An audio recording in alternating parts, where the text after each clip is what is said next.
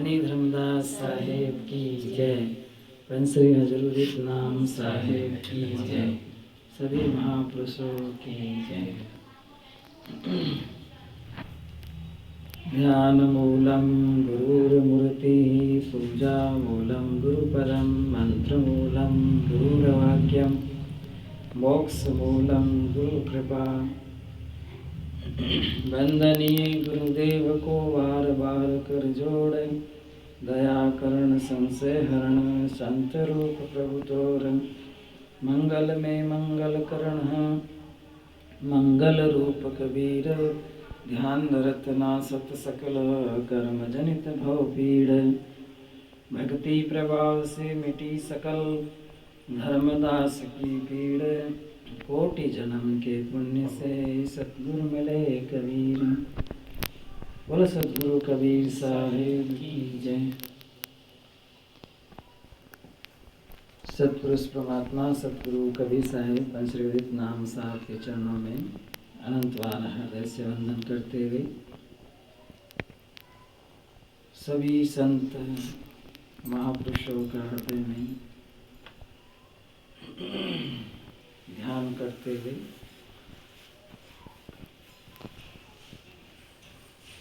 तो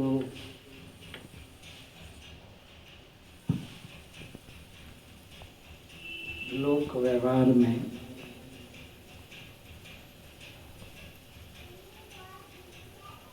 सनातन हिंदू धर्म में जो दीपावली का महत्व बताया गया है वो इस प्रकार है कि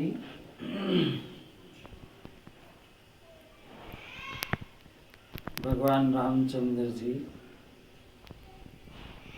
जो उनकी पत्नी को रावण लंका में ले गया था, सीता जी को, उस राक्षस से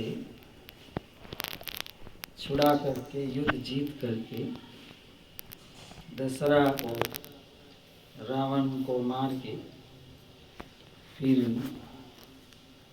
वापस लंका से अयोध्या में जब आए, लंका से अयोध्या में आए तो अयोध्या वासियों ने जीत के जश्न के साथ रामचंद्र जी के दर्शन हेतु जो ललायचू लोग थे उन्होंने रामचंद्र जी का स्वागत इस प्रकार किया कि पूरे शहर में दीप प्रज्वलित करके एक पर्व के रूप में रामचंद्र जी के विजय पर और स्वागत पर यह परंपरा चली थी। तो ये परंपरा चलते चलते लाखों साल कह सकते हैं कि हो गए, क्योंकि 17 लाख साल का शास्त्रों में युग सतयुग माना गया। 17 लाख और कुछ ऊपर वर्ष होते हैं। त्रेता युग में 12 लाख और कुछ ऊपर हजार वर्ष बताए। ऐसे ही द्वापर युग में 8 लाख और कुछ ऊपर वर्ष बताए। और कलयुग को लगे 5100-5200 साल के आसपास हुए। तो मेरे कहने का मतलब है कि इस परंपरा को हमारे पूर्वज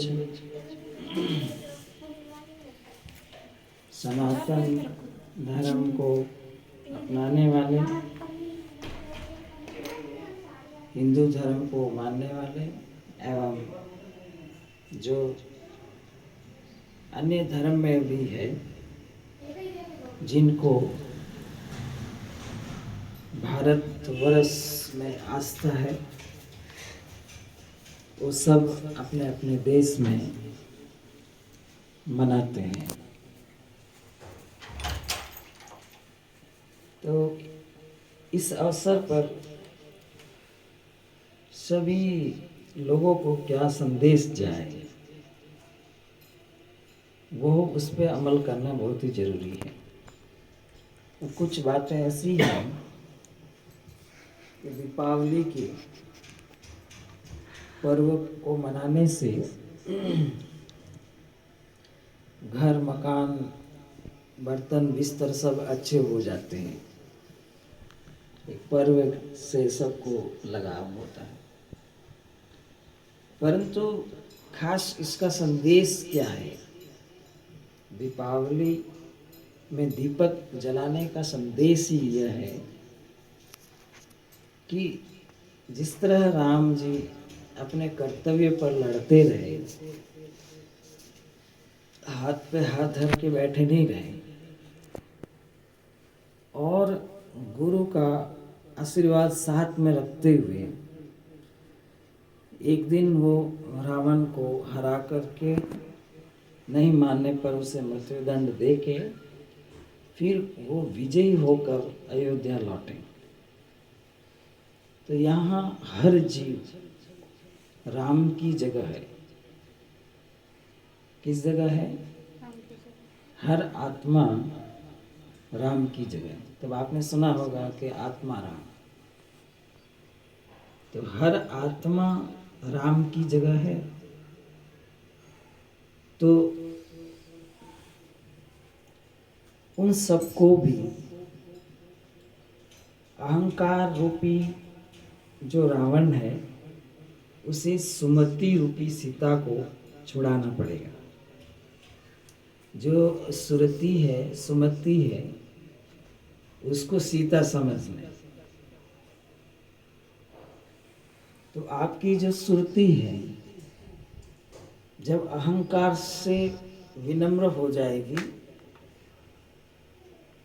तो अहंकार से मुक्त हो जाएगी। रावण को अलौकिक ताकत का अहंकार हुआ। तो आज मनुष्य को दान का अहंकार हो सकता है, ज्ञान का अहंकार हो सकता है।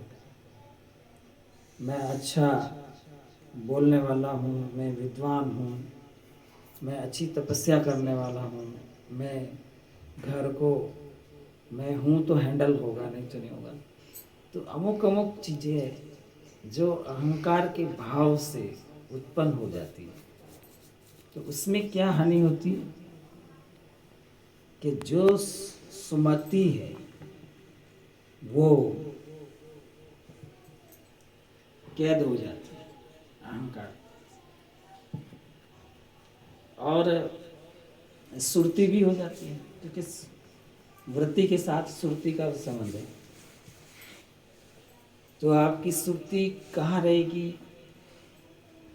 मैं नहीं हो तो ये काम नहीं होगा, वहीं रहेगी। मैं नहीं बोलूँगा तो सभा नहीं जमेगी, मैं नहीं होऊंगा तो खेती नहीं होगी, व्यापार नहीं होगा। तो वहाँ पर वो सुरती जाकर जमेगी। परंतु आज संदेश क्या है कि सब आत्मा राम है, सब में शक्ति, सब में ताकत है। जब आपको गुरु मिले हैं, उनका काम क्या है? उनका काम है कि आत्मा को जगाना, आत्मा को उसके लिए तैयार करना, भक्ति के लिए, अच्छे कर्म के लिए। तो तैयार कैसे होगी कि वह वृत्ति को छोड़ेगी कि जो दम्भता की वृत्ति है, अहंकार की वृत्ति है, उसका त्याग करेगी और विनित और ज्ञान भाव में आएगी। जैसे भगवान की आरती का मतलब ये है कि विनित भाव में आना। आप सब अपने अपने स्तर पर भगवान हो, मतलब आप अपने अपने स्तर पर आप सोचने की शक्ति रखते हो, अपने अपने क्षेत्र में। अनंत कोटि ब्रह्मांड का मालिक तो अलग है, परंतु आप अपने शरीर के लिए, अपने काम क्षेत्र के लिए आप खुद उसके लिए शरीर को, आत्मा चेतन ही भगवान है। तो आप सब में वो शक्ति है कि अहंकार को हटाओगे, काम, क्रोध, लोभ, मोह को हटाओगे। और गुरु का काम क्या है कि तरीका बता देंगे, आपको तरीका बताएंगे कि इस तरह विचार को बड़ा करो, आपके अंदर जो विवेक है उसको आप काम में लो, आप खुद कंट्रोल कैसे कर सकते हो मन का, वो तरीका गुरु बताएंगे। परंतु करना स्वयं को ही पड़ेगा, करना स्वयं को ही पड़ेगा। जो संकल्प करोगे, जो तय करोगे हैं, उसमें गुरु सलाहकार है, परंतु तय खुद को ही करना पड़ेगा। तो सलाहकार की सलाह को ही मंत्र बोलते हैं। जो लोग सत्संग में नहीं आते हैं, सत्संग में नहीं बैठते हैं, उन्हें कोई ऐसी संगति बना रखी है कि उनके मंत्र ज़्यादा उस पर काम कर रहे हैं, उस पर गुरु के मंत्र काम नहीं कर रहे हैं।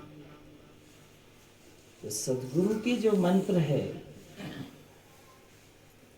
वो उस देश को ले जाने की सलाह है। मंत्र का मतलब सलाह से है। अब उसका नाम ही मंत्र है, जहाँ मन तर हो जाए, जहाँ मन आनंदित हो जाए, शक्तिशाली बन जाए, तर हो जाए, उसी का नाम क्या हुआ? मंत्र। तो राम जी को वशिष्ठ जी ने मंत्र दिया, इसी तरह मुझे मेरे गुरु ने मंत्र दिया। रामायण में जिस तरह राम है, इस तरह मैं जीव कर्म से राम हूँ। ये भाव आपको जल्दी मुक्त कराए। मैं खुद कर्म से राम हूँ। यहाँ पे अहंकार नहीं है, यहाँ पे जीव अपनी ताकत को महसूस कर रहा है। और जो मन है, अब वो बिना उसको पैसे दिए ही हमें पढ़ा रहा है। जो मन है, अब उसको कोई नौकरी देने वाला नहीं है, परंतु वो हमें कोई कोई सलाह देता ही रहता है। अगर इस दुनिया में बिना पैसे कोई सलाह देता है तो वो मन है। और जैसे लोग मिलेंगे वैसा वो बनता जाएगा। मतलब उसको बहरूपिया भी कह सकते हैं। जब तक वो पिंड देश में है, जब तक वो मन बहरूपिया है, जब तक वो इंद्रियों की सलाह देता है, आत्मा की सलाह नहीं देता है, तब तक वो मन क्या है? बहरूपिया है। कहीं किसी समय बदल सकता है। अच्छा काम होगा तो वो अंदर से मन कहेगा हाँ मैंने कहने से तो अच्छा हुआ। और जब बुरा काम होगा तो वापस पलटी मार देगा। तो ये मन का स्वरूप है। परंतु मन की अवस्था बदली जा सकती है। कबीर साहब ने अनेक मन नहीं बताए, एक ही मन बताया। आपके शरीर में जो आपको चेतन और आपका स्वरूप है वो एक ही आप आत्मा। ये अलग बात कि आपके शरीर में कीटाणु जीवाणु है, वो बहुत सारी आत्मा होगी, परंतु वो चीज़ अलग है कि आपके खून में कौन दौड़ रहा है वो मत देखो। आपके अंदर आपका स्वरूप और आप स्वयं एक आत्मा। आपके अंदर तो पूरा ब्रह्मांड है, क्या है, परंतु आप सबसे पहले उस ब्रह्मांड के एक जीव हो, है ना। तो इस शरीर पर, इस इंद्रियों पर, इस अवस्थाओं को मन बनाता है। शरीर भी मन ने ही बनाया है, अवस्था का भी निर्माण वही करे। इसलिए मन को करता त्यू लोका, यानी कबीर साहब ने इस उद्देश्य से मन को तीनों लोक का मालिक बताया।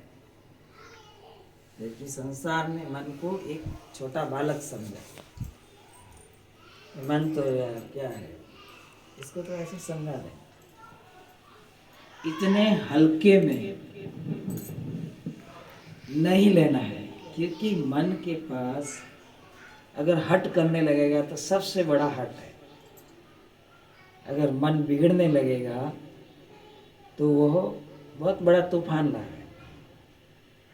इसलिए उसको आप बालक की श्रेणी या भोला की श्रेणी नहीं दे सकते, क्योंकि वो मन जीव से ज़्यादा जानकारी रखता है। तो साहब ने क्या कहा, इस शैतान को मारना है। अगर ये शैतान मर जाएगा तो हर युग में आप सुखी रहोगे। तो पहली बात तो आपको डबल बार युग में आने की जरूरत ही नहीं पड़ेगी, वापस आने की जरूरत ही नहीं पड़ेगी, क्योंकि मन मिट गया तो आत्मा का सत्य का प्रकाश आपको दिखेगा। और जब तक वो मन रहेगा किस अवस्था में, विषय अवस्था में, जब तक मन रहेगा, जब तक ये सृष्टि बनाने के लिए आप वापस संसार में आते रहोगे। अगर शास्त्रों में अगर ध्यान दें तो बिना ज्ञान के अंत में आप नाम रटते हुए शरीर नहीं छोड़ोगे, भजन करते हुए शरीर नहीं छोड़ोगे, तो शास्त्र अनुसार तो आप वापस किसी योनि में पड़ जाओगे। तो ऐसी कौन सी शक्ति है कि जो मन को ये सब भुला दे, क्या कर दे, भुला दे। जैसे एक सांप आया है, ऐसी कौन सी शक्ति है कि उसको काटना भुला दे, भागना भुला दे। सेम वही चीज है, क्योंकि मन भी एक नाग है, नाग की तरह ही है। इसके भी 5 फन हैं, शब्द स्पर्श रूप रस गंध। अब इतना बड़ा वो मन नाग है, तो उसको जरूरत है तो पूंगी की, आवाज की। किसकी जरूरत है, बीन की, बीन की। जब वो बीन बजेगी तो उसके अंदर जो द्वेष है, जो क्रोध है, वो सब मिट करके एक मगन अवस्था में चला जाएगा, मस्ती की अवस्था में चला जाएगा।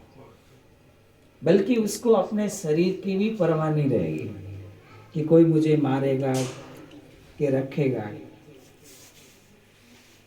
तो सेम वही चीज को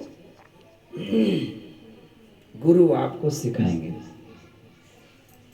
कि आपका मन अब बहरूपिया नहीं बन के मगन हो जाए, मस्त हो जाए। और जहाँ मन मस्त नहीं होगा वहाँ भक्ति कैसे होगी। जहाँ मन चिंताजनक रहेगा, कल्पना में रहेगा, तो वहाँ मस्ती कैसे आएगी। दिखावटी मस्ती काम की नहीं। तो ऊपर उठना होगा और जो वीण है, जो शब्द है, उस पर फोकस करना होगा, ध्यान देना होगा। जहाँ पर मन की मस्तानगी की अवस्था बनेगी वहाँ पर वो नीच मन कहलाएगा। उसका नाम क्या होगा? नीच मन। मन नहीं, नीच मन। नीच का मतलब क्या होता है? आत्मा को अपने स्वरूप की ओर ले जा रहा है, आत्मा को अपने सतलोक की शुद्धि करा रहा है, तो नीच मन। जैसे कोई उदंड करता है ना आदमी, तो उसको कहते हैं उदंडी है, नुकसान पहुंचाता है, उदंड करता है, लड़ाई करता है, झगड़ा करता है। और वही सुधर जाए, अगर वही अच्छा हो जाए, चोर अच्छा हो जाएगा तो साहूकार बोल देंगे, उदंडी अच्छा हो जाए तो उसको कहेंगे ये तो संत बन गए। तो इसी तरह से ये मन सत्संग सुनते सुनते, नाम सुनते सुनते, या ये कह दिया जाए कि गुरु के भेद में जब ये ध्यान भजन करेगा तब ये बदल कर हंस बनेगा।